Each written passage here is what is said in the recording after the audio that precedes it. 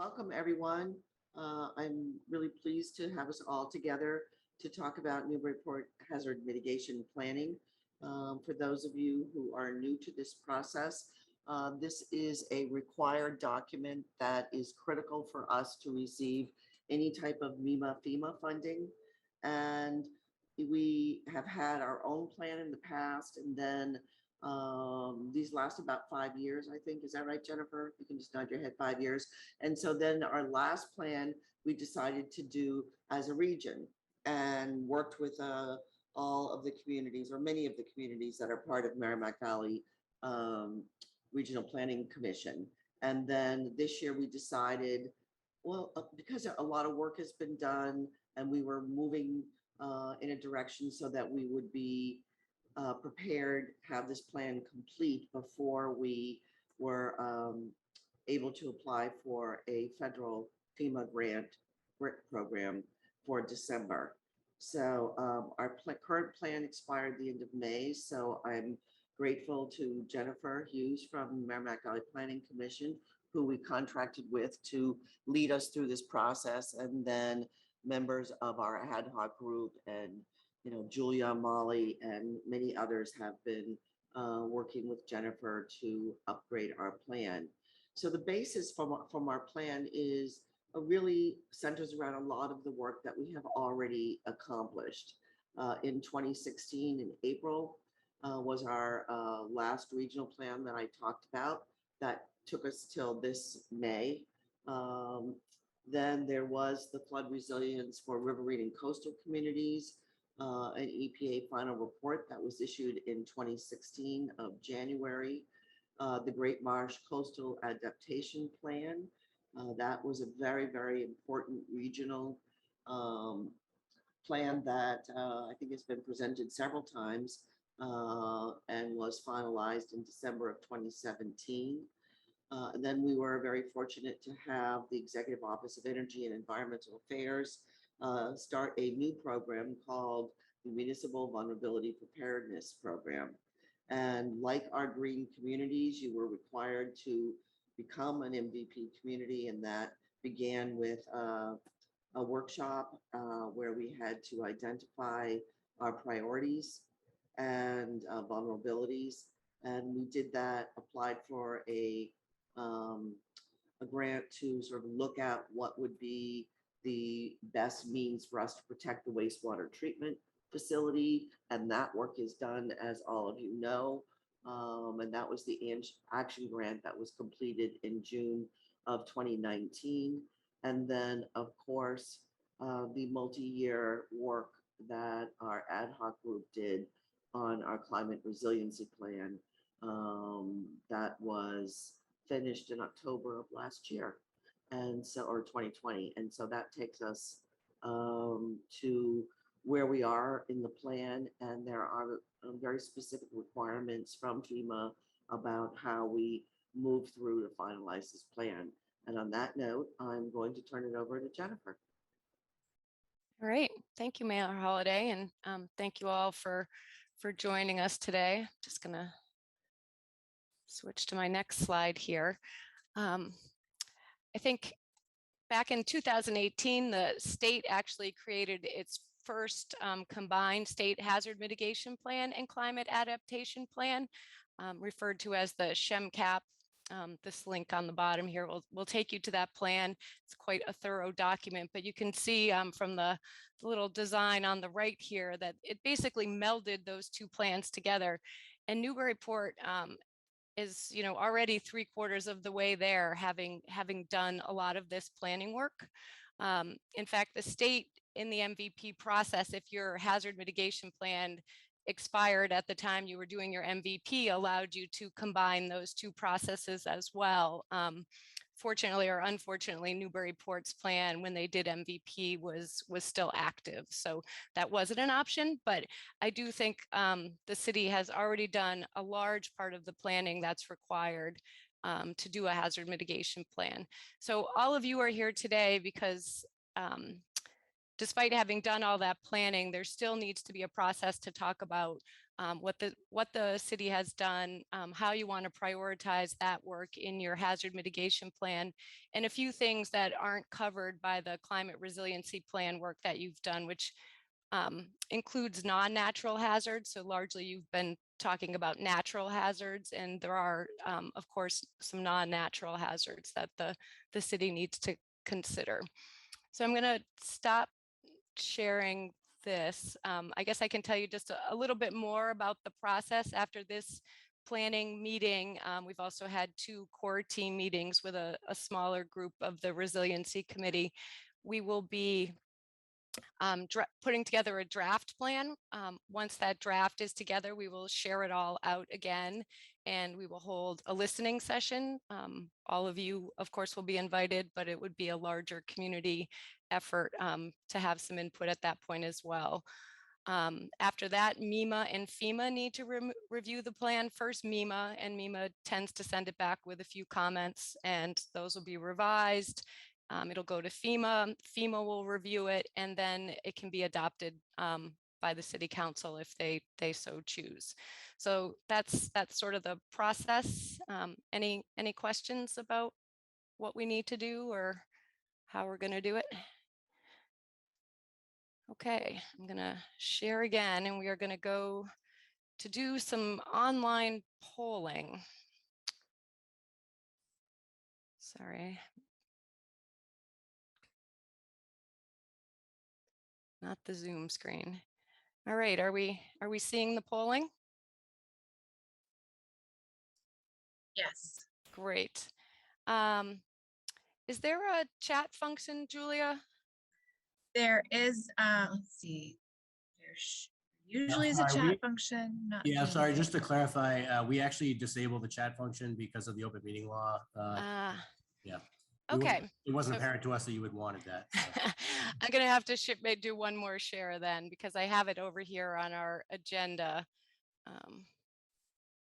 So to participate in the online polling, I'll need everyone to put this link here for Poll Everywhere in your browser.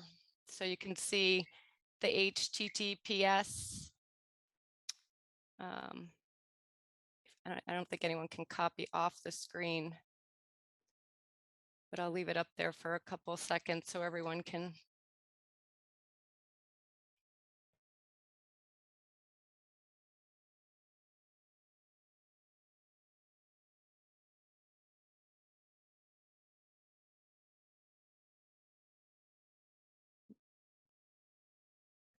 Maybe just give me a thumbs up when you're seeing it.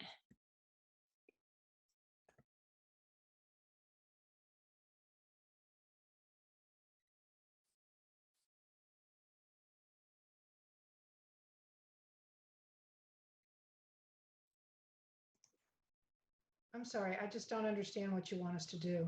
This is so fine. on your computer. If on your computer, oh, you can see it in the header above too. Sorry, no, just to clarify, I was saying that I copied the link and the link worked and it took me to the okay, poll. I think actually here in the polling, you'll be able to see it again. Just as she's pulling that up, to clarify, the idea is to be able to have in your browser the ability to answer the questions as we're going, and then Jennifer can display the results that are happening live on the screen. Right, so I just typed in that pollev.com/MerrimackVal427 into my browser, and the poll did come up. So now I can see that in my browser next to the Zoom screen. All right. So I'll take a second while everyone's typing these in. So the things we're going to do the polling on today come from a list of over 150 actions that the Climate Resiliency Committee pulled from your climate resilience plan. Those climate resilience actions we narrowed down to about the top, we'll condense them into about 30 actions, and we base them on different topics. This first one being water supply. So in front of you, you see some of the priority actions identified in the climate resiliency plan related to water supply. And to get a sense of what the group thinks should be the priorities for the hazard mitigation plan, we'd like you to pick your top 2.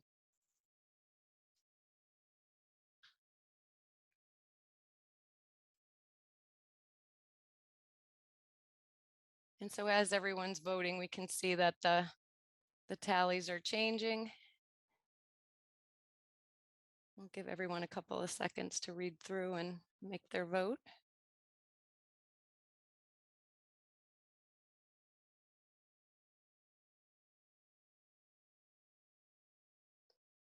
All right, so it looks like protecting water supply by purchasing and restricting conservation and abutting properties is coming out on top, with some follow-up, some competition for the number 2 spot here between writing an emergency response plan for a breach of the lower artichoke and preparing and implementing a water supply resiliency plan. Oop. Guys are making this exciting.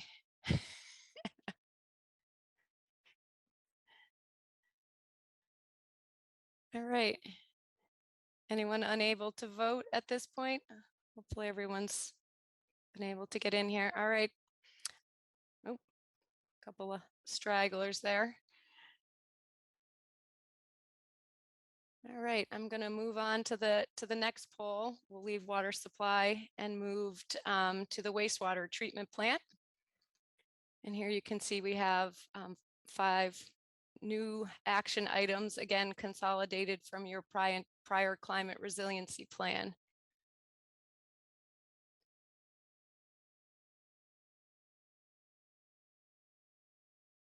And if for any reason you're not seeing actions you would like to see listed, we're going to have an opportunity to put in some free form responses as well.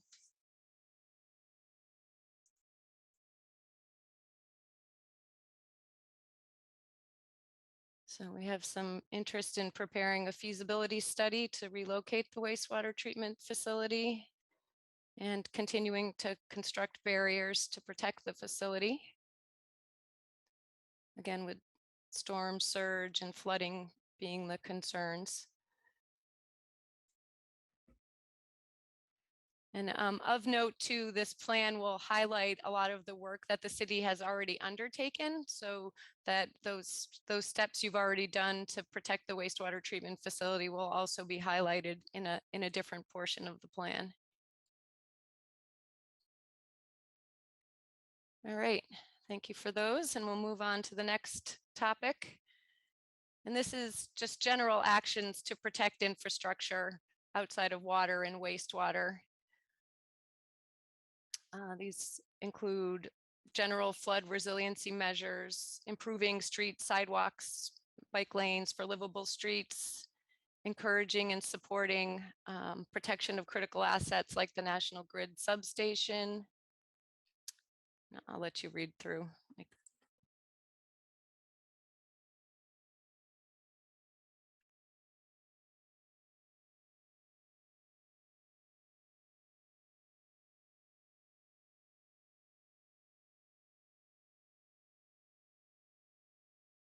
Looks like there's some great support for flood resiliency measures, as well as increasing the use of renewable energy.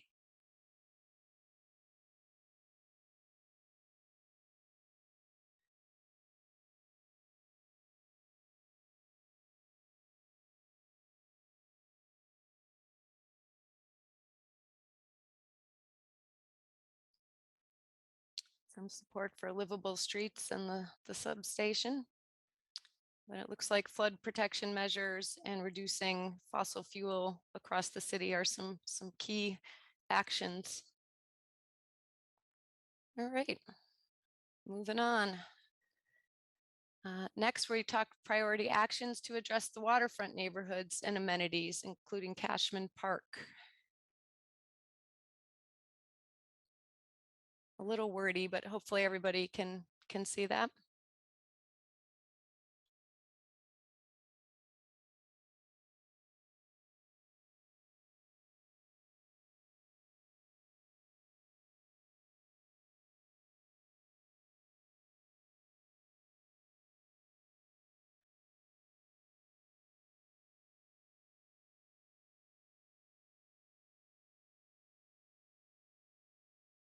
And again, all of these actions are are already fully outlined in your climate resiliency plan, and we're just sort of getting a sense of which ones should go in the priority actions for the hazard mitigation plan. That plan is a 5-year plan, and obviously not everything can be accomplished during a 5-year period.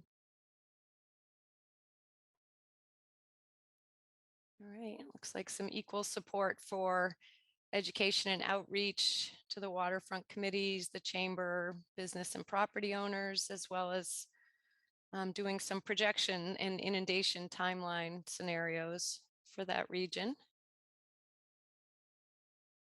as well as potentially some new regulations in the flood zones.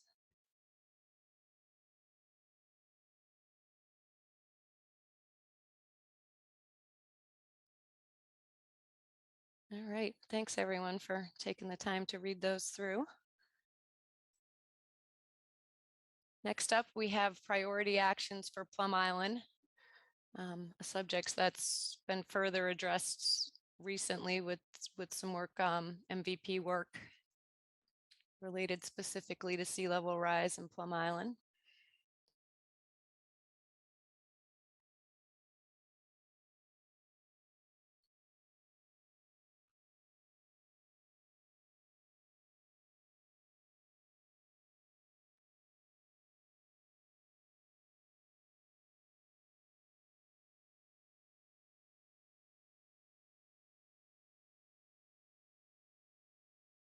And again, this is one of those topics that the community definitely has more than 6 options in the resiliency plan, but certainly these capture a lot of the most discussed and highest rated from some of your other planning work. So it looks like a task force to develop in some long-term sustainable science-based plans for the challenges facing Plum Island, as well as engaging the community to discuss shoreline retreat. Looks like also some alternative access option discussions would be desired.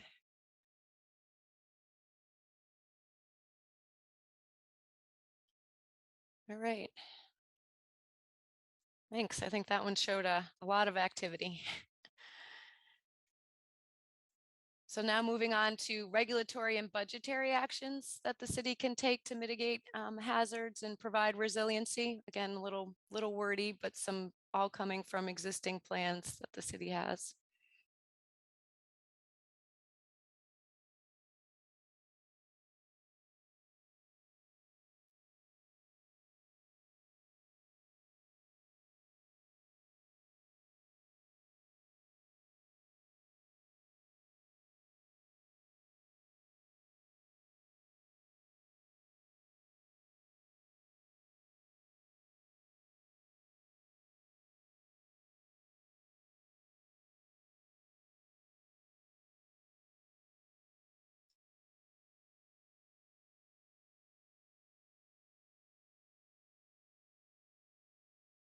All right. Not surprisingly, still a lot of support for getting an automated system to predict or inform residents of the health risks associated with CSOs, as well as talking about some potential new regulations to address development in hazard areas. Last option there. And some support also for changes in evaluating revenue streams once some of those coastal properties are no longer within the city's revenue. All right. Next, focusing a little more on education and outreach actions that the city can take for hazard mitigation and resiliency.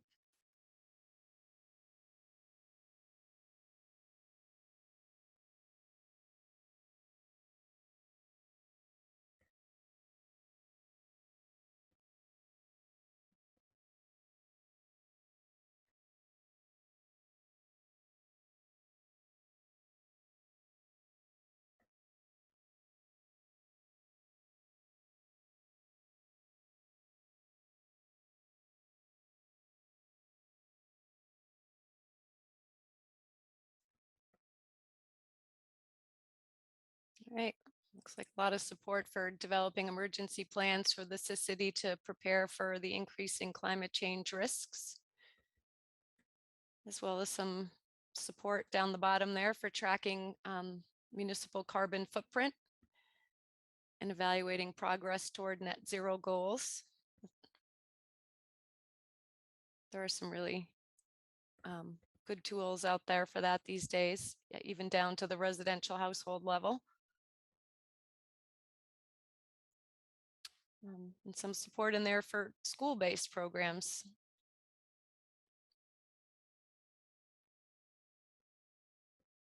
All right.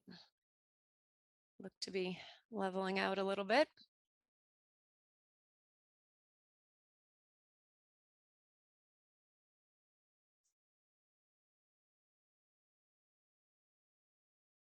Looks like people have figured out too, you can change your mind. All right. And then here's one of those important things for the hazard mitigation plan. And we did invite to this meeting, although I don't see any of them on here, your neighboring municipalities, the town administrators were invited, because some things, can't be handled at the local level, and it would be great to be working on some of these challenges with partners. So these are the types of things that the city may have considered working on. Certainly with the Merrimack River, we've had the Merrimack River District Commission, and some of these things just by nature are regional, like the MBTA.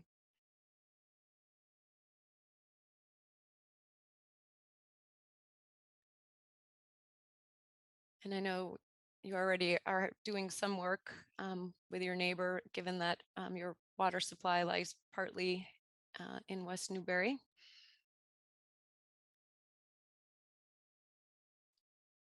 Right. That looks great. Thanks for your input on that. I think that'll be really helpful in updating that section of the hazard mitigation plan. And then finally, we get to some more open-ended discussion. And if you don't want to type it in, you can certainly unmute yourself. But just thinking, are there vulnerabilities or resiliency and mitigation actions that we should be considering that you feel haven't been brought out in either prior planning processes or in the things we've talked about today? I mean, certainly there are other issues outside of sea level rise and flooding. Extreme heat is certainly something that our communities are starting to think a lot about. We've seen parts of the world, parts of the country experiencing those things that have never experienced them before. Certainly changes in wildlife and disease-borne, sort of tick-borne and other illnesses are a concern to some folks. Any other things people want to chat about here? Seabrook, someone got ahead of me. It's on our next slide. We will be talking a little bit about some of our non-natural hazards in the next slide.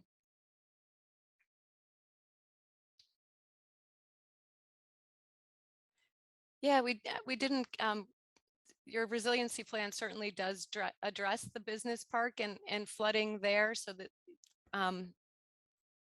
it's great that it's brought up here. You can also, if you think one of these items is of interest to you as well, you can thumbs up, hit it, and we'll know that more than one person sees that as a priority. These are great. All right. Marsh restoration and living shorelines. That's a great one. Thanks for putting that in there. And we see a little bit of voting going on.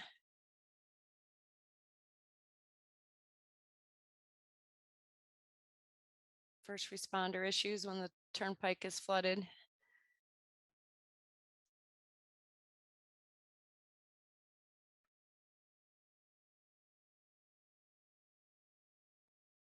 All right, these are great. Emergency generators. Yes, definitely been some talk. We are continuing to meet with the Resiliency Committee and staff throughout Newburyport to update some of the parts of the plan. If you haven't seen the Newburyport section of the prior hazard mitigation plan, the link to it is on the resiliency page of the Newburyport website. And so please feel free if you have any updates or things from that plan that you think we should focus on to share them. All right, these are great. So we're going to move on next to, as I promised, the non-natural hazards that should be in Newburyport's hazard mitigation plan. These are all of the things that were in the regional plan. We don't have to include all of these in the local plan. I have written 2 local plans recently, and we didn't focus on all of these items, but what you deem is important for Newburyport is what we're interested in here.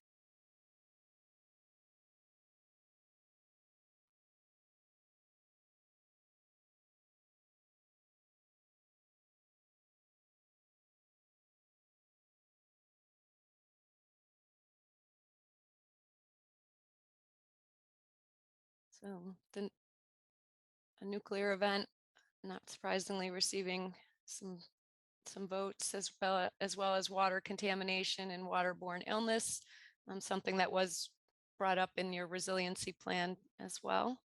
It's great. Chemical and hazard material spills, we have had some discussions.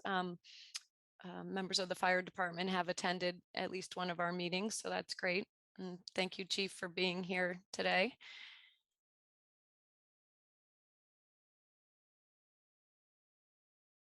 All right, that's great. Thanks for your input on that.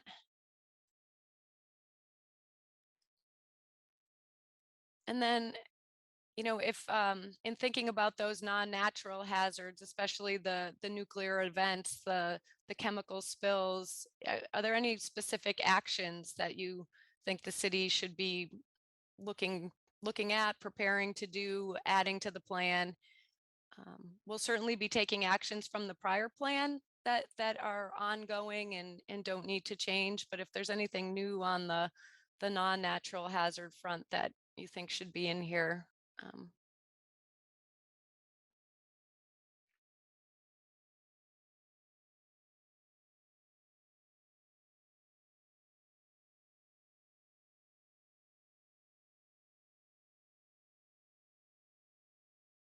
great. Support some monitoring of concrete issues. Update from National Grid on what they're doing for resiliency. Does anyone in the audience want to spell out LEPC for us?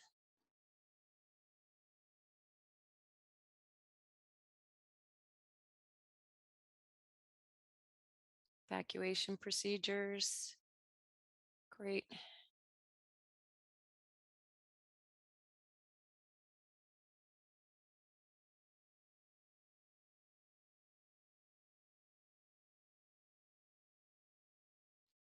Actually, do we have our National Grid contact here today? I know. We do not. Nope. No. Okay. I did see that they were. I will reach out to them as well and see if they have anything to add.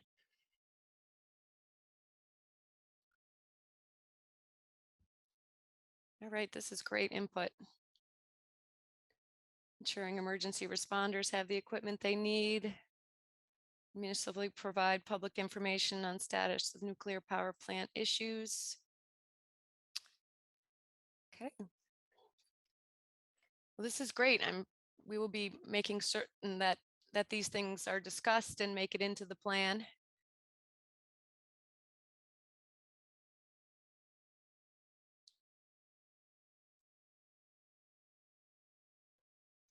All right. I think this is pretty much all I've prepared to update us. Is there anyone who wants to talk about any specific issue or has any comments or?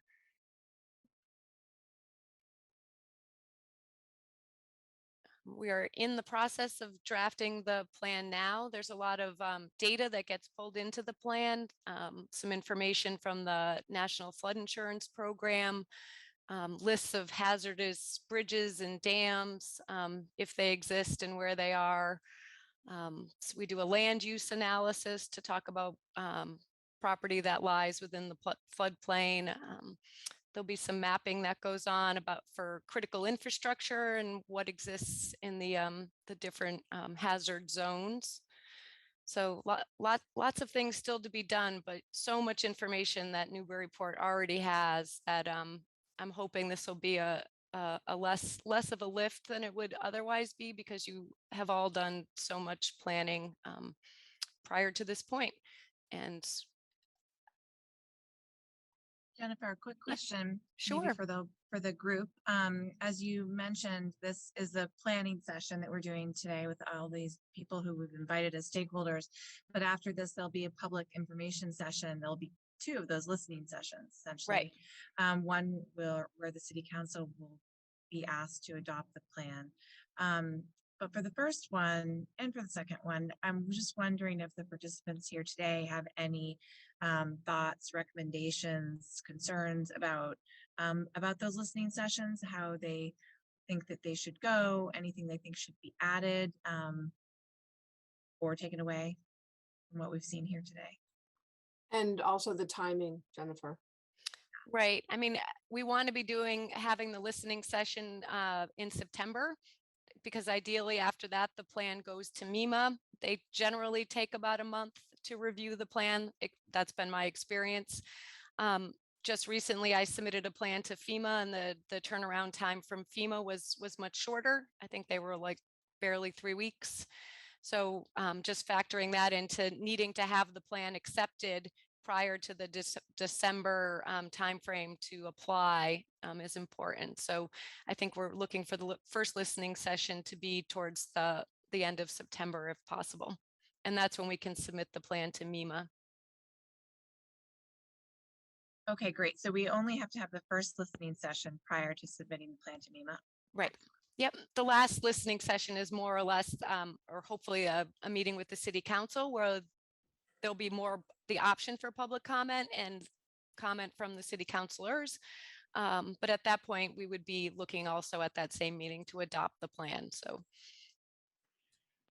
Could I chime in by any chance? Sure, of course. Sure. This is Sharif. I serve as the Ward 1 City Councilor. So I'm going to take Julie up on her question just to keep it brief, but just a couple thoughts. One is my experience is that, master plans can, which in a sense this is for a specific topic, but it's sort of a master plan. The times when they get gummed up the most is when they try and tackle specific policy questions when we're not really directly addressing those policy questions, if that's the way I could say it. So in other words, if there are recommendations in here that say, you should adopt this or you should do that, and they're squarely in the space of the city council, I would anticipate that being a challenge. That's just from my experience on other things. We have other master plans or large kind of plan things. So oftentimes there's a section that says, here's a recommendation, and especially if they're sensitive recommendations, we're not really taking up those as a matter of policy now. So that's what I'm trying to suggest can be a challenge. Take that for what it's worth. The second thing is that in terms of these public hearings, the city council, of course, it already has a structure in terms of how we do meetings and referral to committees and things like that. So my suggestion is, I would contact the city council president and just make sure that he is aware that this is something you intend to bring in, and I would defer to him. I don't want to try and speak for anybody else as to what might be suggested, because if you're anticipating wanting a meeting of the entire city council, for example, that's something that we have our whole meeting schedule set for the year. So it may be that it fits into an existing meeting. It may be that it goes to committee, which is our typical structure.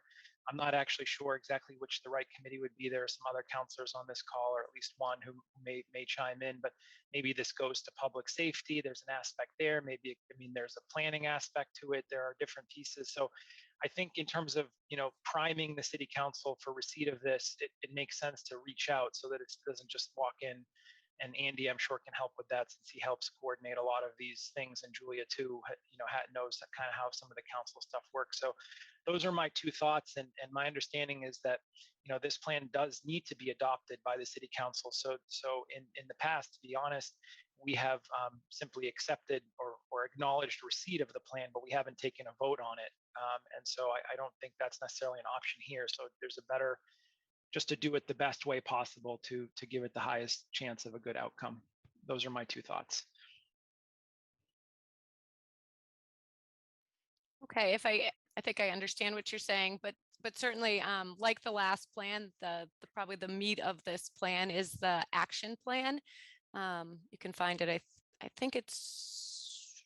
I'd have to look back at the old plan, but there's specific action plan. It's in table format. We will need to recreate that same table using the actions, some of the actions that we've discussed. So if it makes sense to kind of get that action table in front of everyone is sooner rather than later, we can certainly do that. The other thing that I would like to add is that it's a 5-year plan. So I think that has to be considered when you're looking at, the items that you're putting forward. I know that, I've been pushing back because we've just spent $36 million on upgrading the wastewater treatment plant and another $1 million to protect it and have more work to do. And now we're talking about relocating the plant. That's probably not going to happen for 30 years or something. So is that really one of the action plans we want to put in this 5-year plan? I don't know.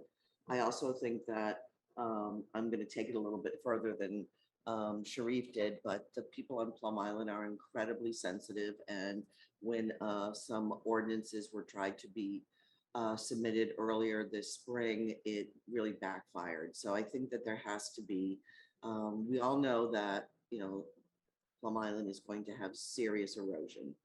We've seen the inundation, we've seen what's going to happen in the future, but we're talking about the next 5 years. So I would just be sensitive how that piece of information is put together. If we want to look at, maybe the task force with Newbury to talk about what makes sense as, more erosion occurs, that way, as opposed to saying, okay, let's develop strong ordinances and have a retreat plan in place. Obviously, down the road, that's where we have to be. But I would say that, we really need to look at, of all the things that were identified, one of the things that are really important for the next 5 years. Understood. I think that helps. If I could chime in. Great. Just, I noticed on some of the slides, the nuclear plant came up, and of all the things I worry about on a day-to-day basis, that's not one of them. And we already have REIP emergency plans to go with the plant, and there's federal regulations on that. So the things that need to happen in the near future, we already have. We worry about the transportation routes. We worry about the decay of the bridges. So our existing infrastructure needs some help. Working with National Grid on the resiliency of the power grid and what happens during storms and how we get our power back. Because once we lose the water of the power, we lose the water, the sewer, everything else. And that leads me to our Achilles heel, which is our shelters. We actually have one working shelter, and that doesn't even belong to us. That's Salvation Army. The generators on the schools only power portions of the schools, so we're going to need to have some funds to upgrade generators and what they handle in the schools that we consider shelters. We do have a generator in the process of being hooked up in the senior center to give us a little more leeway there. But the transportation routes that we already have, the chemicals that are on those transportation routes and are in our industrial park, and the existing problems that we have as far as shelters and stuff that I think needs to be addressed right away. Because if we can't relocate our people and can't get them across routes that we consider to be evacuation routes, everything else is going to fail. Just my thoughts. Very important and duly noted.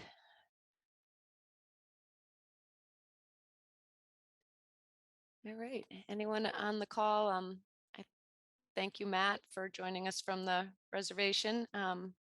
good to have some regional, and I see someone here from Senator DeZoglio's office. Anyone have any thoughts on regional issues or anything else we should be discussing from a regional standpoint?